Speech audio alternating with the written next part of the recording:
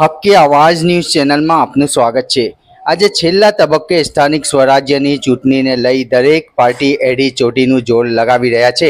હવે જોવાનું આ રહ્યું કે કોણ બાજી મારશે। વોર્ડ નંબર 6 કોંગ્રેસના ઉમેદવાર આજ રોજ જનસંપર્ક રેલી સ્વરૂપે ઉત્સાહ સાથે નીકળ્યા હતા, જેમાં મોટી સંખ્યામાં લોકો જોડાયા હતા। રિપોર્ટ રૂઝે બરબ।